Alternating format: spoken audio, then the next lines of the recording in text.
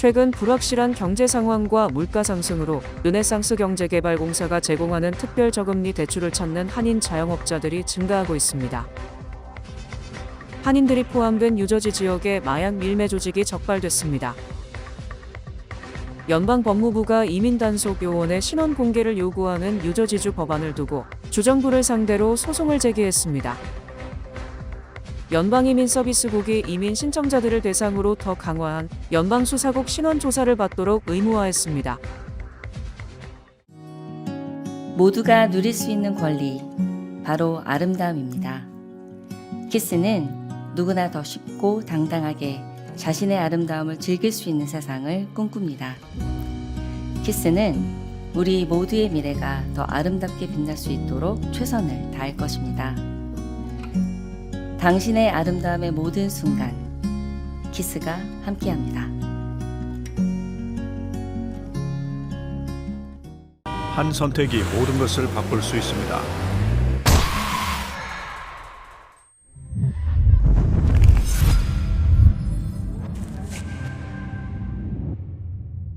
사고는 되감을 수 없습니다. 최근 불확실한 경제 상황과 물가 상승으로 르네상스 경제개발공사가 제공하는 특별 저금리 대출을 찾는 한인 자영업자들이 증가하고 있습니다. 아주인 평등회 산하 르네상스 경제개발공사는 올해 들어 뉴욕시와 뉴저지에서 스몰 비즈니스를 운영하는 자영업자들이 불경기로 현금 흐름이 막히면서 대출을 찾는 곳이 많아졌다고 최근 밝혔습니다. 르네상스 경제개발공사 제시리 대표는 평균적으로 1년에 약 3천여 비즈니스들이 대출 프로그램을 이용하는데 올해는 더 많은 비즈니스들이 이용할 것으로 예상된다고 했습니다. 리 대표는 뉴욕시뿐 아니라 뉴저지까지 대출 서비스를 확대했다며 현금 흐름이 막혀 경제적으로 어려움에 처한 소상공인들의 연락을 당부했습니다. A lot of business owners are saying they can't pay rent, they can't afford the inventory right now, they're in dire need of money just to pay their vendors, and we see more people having financial problems. And so we want to get these critical resources to them right now because we hear our small businesses are having a lot of issues. 르네상스는 작게는 $10,000에서 최대 $100,000까지 다양한 대출 프로그램을 운영하고 있습니다. 이 중 SBA 마이크로론이 소상공인들에게 맞춤형 대출로 이용자는 최대 $50,000까지 빌려주며 이자율은 8%입니다. We have a loan up to $100,000 at 8% fixed. So it's a monthly fixed payment over 5 years. It's very steady loan to help our businesses with their cash flow. And we find that a lot of businesses, the average loan they really need is $50,000 just to help them pay their vendors because of all the high cost of buying inventory right now. 르네상스는 저금리 중소기업 대출뿐 아니라 한국어로 맞춤형 교육과 무료 사업 상담도 제공하고 있습니다. 케빈 박 어드바이저는 소기업을 운영하는 자영업자들이 직면하는 다양한 문제들을 놓고 스스로 해결하기보다 르네상스의 도움을 요청해 줄 것을 당부했습니다. 그 이민자들이 가장 어려운 게 캐피탈에 액세스 하시는 게 가장 어려운 부분인데 그 부분에서 우리가 도움을 드리고 있고 또 법률적인 문제가 있다든가 또는 회계적인 문제가 있다면은 또는 저희들이 회계사님이나 변호사님도 또 연결도 해드리고 또 저희들이 질문을 해서 답을 받아서 또 그 상담도 해드리거든요. 그러니까 그런 부분이 있으니까 고민을 혼자 하지 마시고 언제든지 저희를 전화 주시고 찾아주시면 항상 저희 성심성의껏 도와드리겠습니다. 1997년 설립 이래 르네상스는 약 $7천만 이상의 저금리 대출 자금을 제공했습니다. 한인들이 포함된 뉴저지 지역에 마약 밀매 조직이 적발됐습니다. 연방마약단속국 뉴욕 태스크포스와 뉴저지주 검찰은 버겐 카운티 지역에서 마약 밀매 조직을 운영해온 혐의로 40세 주광, 29세 오한나, 45세 손성, 41세 벤자민 호저 등 4명을 마약류 유통 혐의로 기소했다고 29일 밝혔습니다. 검찰에 따르면 조직을 운영해온 주 씨는 코카인, 케타민, 엑스터시, 에더롤, 자낙스, 실로시빈, 핑크 코카인으로 불리는 투시, 옥시코돈 등을 유통한 혐의로 1급 공모 혐의를 받고 있습니다. 검찰 수사에 따르면 경찰은 지난 1월 뉴저지 팰리세이즈 파크에서 주 씨가 대형 가방을 전달하는 장면을 포착한 뒤 차량을 정지시켜 수색을 진행했습니다. 이 과정에서 코카인 9kg이 발견됐습니다. 이후 2월에는 주 씨의 운반책으로 지목된 벤자민이 뉴욕 퀸즈에서 체포됐으며 차량에서 코카인 14kg이 추가로 발견됐습니다. 수사당국은 이 과정에서 코카인 57kg을 비롯해 케타민, 환각버섯, 에더럴 4만 정 등 다량의 마약류와 총기 3정, 현금 52만 달러도 압수했습니다. 검찰은 주 씨가 전국을 연결하는 대규모 마약 유통 조직을 운영한 것으로 보고 있습니다. 연방법무부가 이민단속 요원의 신원 공개를 요구하는 뉴저지주 법안을 두고 주정부를 상대로 소송을 제기하면서 연방 권한 침해와 요원 안전 문제를 둘러싼 법적 공방이 본격화되고 있습니다. 법무부는 29일 뉴저지주와 마이키 셰릴 주지사를 상대로 소송을 제기했습니다. 이번 소송의 발단은 지난 2월 뉴저지주에서 시행된 법 집행관 보호법입니다. 이 법은 경찰을 포함한 모든 법 집행관이 공무 수행 중 시민과 접촉하거나 체포 구금할 때 반드시 마스크 등을 벗어 얼굴을 공개하고 신분증을 제시하도록 규정하고 있습니다. 법무부 관계자는 뉴저지와 같은 위헌적 주법으로부터 법 집행 요원의 개인정보와 안전을 단호히 보호할 것이라고 밝혔습니다. 주정부가 연방 집행관의 활동을 규제하려는 시도는 명백한 위헌이라는 겁니다. 특히 이민세관 단속국 요원들의 경우 얼굴이 공개되면 작전 수행에 차질이 생길 뿐만 아니라 요원 개인과 가족의 안전이 심각하게 위협받을 수 있다는 점을 강조했습니다. 이에 대해 제니퍼 데번포트 뉴저지주검찰총장은 SNS를 통해 주정부의 입장을 고수하며 법적 대응을 예고했습니다. 셰릴 주지사 측 역시 시민들의 권리를 보호하고 법 집행의 투명성을 높이기 위한 정당한 입법권 행사라는 입장입니다. 이번 소송은 연방 집행권의 독립성과 주정부의 자치권이 맞붙은 상징적인 사건으로 평가받고 있어 향후 법원의 판결에 미전역에 이목이 쏠리고 있습니다. 연방이민서비스국이 이민 신청자들을 대상으로 더 강화된 연방수사국 신원조사를 받도록 의무화한 것으로 전해졌습니다. 지난 29일 CBS 방송은 정부 내부 문서를 입수해 지난주 USCIS가 담당 직원들에게 내부 지침을 배포하고 강화된 FBI 신원 조사를 받지 않은 경우 신원 조사 절차를 다시 진행하라고 지시했다고 보도했습니다. 또 새롭게 강화된 신원 조사를 거치지 않은 계류 중인 사건에 대해서는 케이스 승인을 하지 말라고도 덧붙였습니다. USCIS 담당 직원들은 4월 27일 이전에 FBI 신원 조사를 접수한 경우 심사 결과를 다시 제출하라는 통보를 받았다고 전했습니다. USCIS는 이민 신청자들을 대상으로 항상 FBI 신원 조사를 해왔습니다. 다만 최근 도널드 트럼프 행정부 들어 이 신원 조사 절차를 훨씬 강화한 만큼 이를 확실히 적용하기 위해 USCIS에서 내부 지침을 내린 것으로 보입니다. 이 때문에 USCIS는 이민 케이스 심사가 조금 지연될 수 있지만 곧 해결될 것으로 본다고 밝혔습니다. 뉴욕주가 자동차 보험료 급등을 억제하기 위해 인상 제한 강화 방안을 검토 중인 것으로 파악됐습니다. 캐시 호컬 뉴욕주지사와 주의회 의원들은 자동차 보험료 인상 규제를 대폭 강화하는 방안을 논의 중인 것으로 전해졌습니다. 현재는 보험사가 연간 5%까지는 별도 승인 없이 보험료를 인상할 수 있고 이를 초과할 경우에만 주정부 승인을 받도록 돼 있습니다. 주지사와 주의회는 이 기준을 크게 강화해 모든 보험료 인상을 사전 승인 대상으로 전환하는 내용을 두고 논의 중인 것으로 나타났습니다. 보험사의 자율 인상 권한을 제한해 소비자 부담을 직접적으로 낮추겠다는 취지입니다. 이와 동시에 뉴욕시 의회는 보험 개혁 필요성을 강조하며 보험료 상승 원인을 분석하고 시장 투명성을 높이는 데 초점을 맞추는 보험 책임 사무국을 신설하는 조례안을 발의했습니다. 올해 1분기 뉴욕주 정부 판매세 수입이 5% 넘게 증가한 가운데 뉴욕시가 성장세를 주도한 것으로 나타났습니다. 톰 디나폴리 뉴욕주 감사원장이 발표한 보고서에 따르면 2026년 1분기 뉴욕주 지방정부 판매세 수입은 전년 대비 5.21%, 금액으로는 약 2억 9,500만 달러 증가한 것으로 집계됐습니다. 같은 기간 총 판매세 수입은 약 61억 달러에 달했습니다. 이는 지난해 1분기 증가율 3.2%, 2024년 같은 기간 1.6%보다 높은 수준입니다. 특히 뉴욕시가 전체 증가세를 이끌었습니다. 뉴욕시는 전년 대비 6.2%, 약 1억 6,600만 달러의 판매세 수입 증가를 기록했습니다.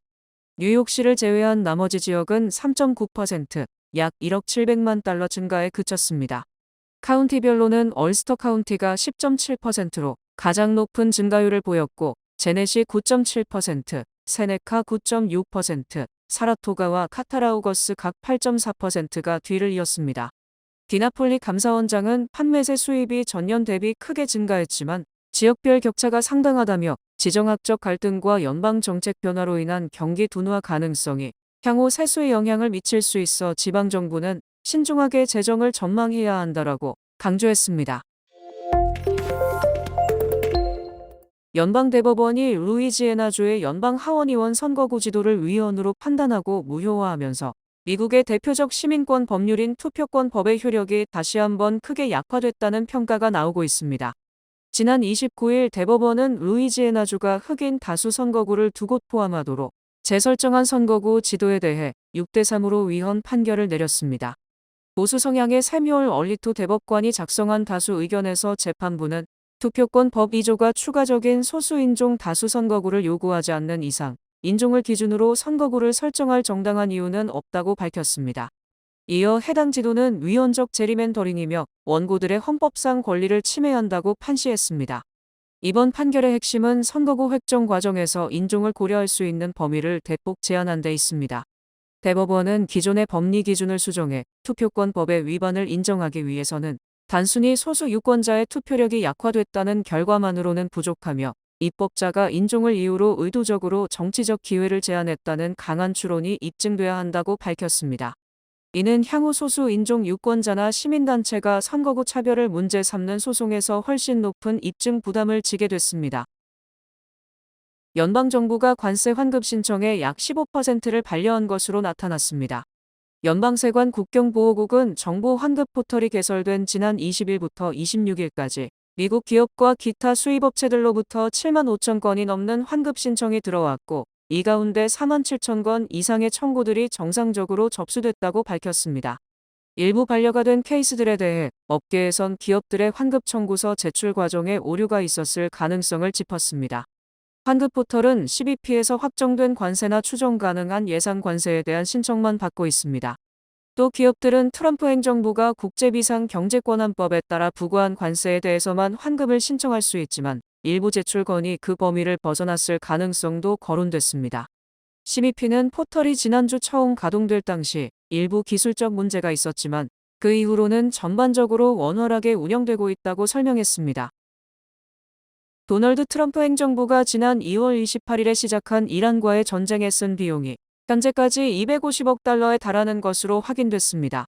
제이 허스트 전쟁부 회계감사관은 지난 29일 연방하원 군사위원회 청문회에서 이란과의 전쟁에 쓴 비용이 현재까지 250억 달러에 달하고 대부분 탄약 비용이라고 밝혔습니다. 일부는 운영 및 유지 보수, 장비 교체 비용이라고 덧붙였습니다.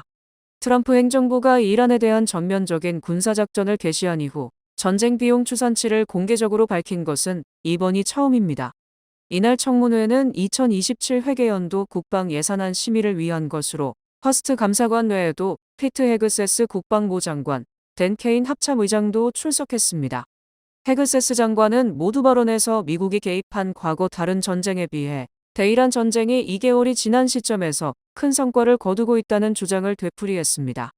그는 특히 현재 우리가 직면한 가장 큰 도전이자 가장 큰 적은 의회 내 민주당 의원들과 일부 공화당 의원들의 무모하고 무책임하며 패배주의적 발언들이라고 말하기도 했습니다. 제롬 파월 연방준비제도 의장이 임기 종료 이후에도 이사직을 유지하며 연준에 잔류하겠다고 밝혔습니다.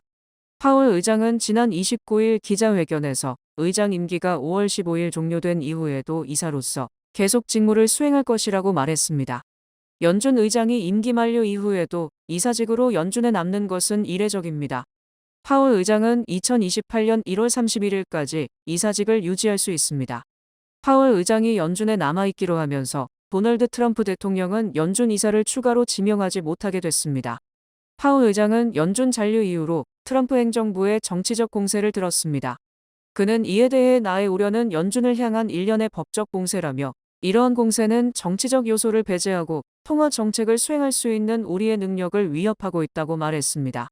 그러면서 연준이 트럼프 행정부에 맞서기 위해 법원에 의존해야 하는 상황이라고 했습니다. 이날 연준은 기준금리를 3.50에서 3.75%로 3회 연속 동결했습니다. 이번 동결 결정에 투표권자 12명 중 4명이 반대표를 던지며 1992년 이후 최다 반대를 기록했습니다. 차량 호출 플랫폼 기업인 우버가 온라인 여행사 플랫폼 익스피디아와 협업해 자사의 앱 안에서 호텔 숙박도 예약할 수 있도록 서비스를 확대합니다. 우버는 지난 29일 연례 제품 공개 행사에서 익스피디아와의 제휴를 통해 앱 안에서 호텔 예약 및 여행 모드 설정 기능을 새롭게 도입했다고 밝혔습니다.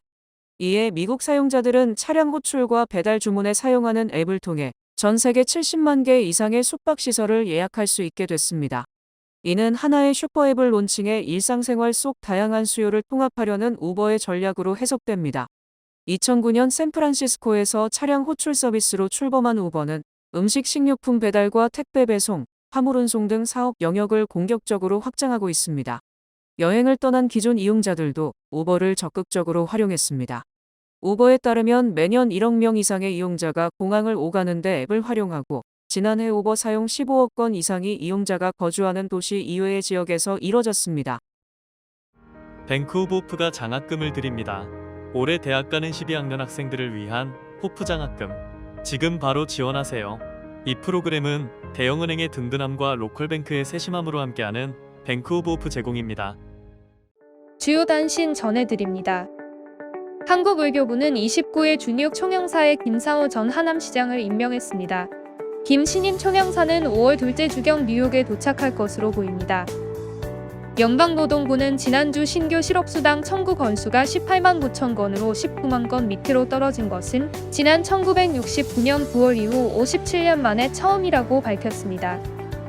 연방상무부는 이란 전쟁 여파로 에너지 가격이 급등한 영향 등이 반영되면서 3월 개인 소비 지출 가격 지수가 전년 동월 대비 3.5% 상승했다고 30일 발표했습니다. 아날리아 메이아 연방하원 의원은 28일 현행 시간당 7달러 25센트인 연방 최저임금을 25달러까지 단계적으로 인상하는 내용을 골자로 한 법안을 발의하고 본격적인 입법 절차에 착수했습니다. 뉴욕 뉴저지 항만청은 라과디아 공항 충돌 사고를 계기로 뉴욕, 뉴저지, 코네티컷 공항 내 긴급 출동 차량에 추적 장치를 도입하며 공항 전반의 안전 시스템을 강화하기로 했습니다. 제임스 코미 전 연방수사국장이 트럼프 대통령에 대한 폭력 선동 논란을 빚은 온라인 게시물과 관련해 두 번째 형사기소를 당했습니다. 코스트코가 대표 메뉴인 1달러 50센트 핫도그 콤보에 탄산음료 대신 물을 선택할 수 있는 옵션을 추가했습니다. 가격은 기존과 동일하게 유지됩니다. 코페르니쿠스 기후변화연구소는 29일 발표한 연례 유럽 기후 현황 보고서를 통해 지난해 그린란드 빙상이 알프스 산맥 전체 얼음량의 약 1.5배를 잃었다고 밝혔습니다. 날씨 전해드립니다. 금요일인 내일은 대체로 맑겠습니다. 낮 최고 기온은 64도, 최저 기온은 48도입니다. 해 뜨는 시간은 5시 55분, 해 지는 시간은 7시 52분입니다. 이상으로 주간 날씨와 세계 날씨 전해드립니다.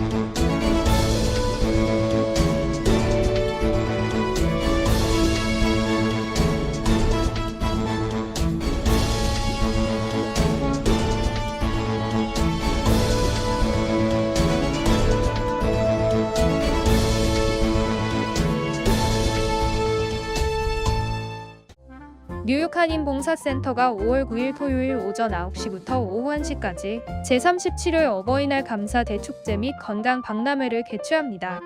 선착순 900명에게 점심 도시락과 선물이 제공됩니다. 또 이날 축하 공연과 중고 바자가 동시에 진행되며 다양한 건강에 대한 정보 부스도 마련될 예정입니다. 여러분들의 많은 참석 바랍니다. 이상으로 4월 30일 목요일 TKC 뉴스데스크 여기서 마치겠습니다. 시청해주신 여러분 고맙습니다.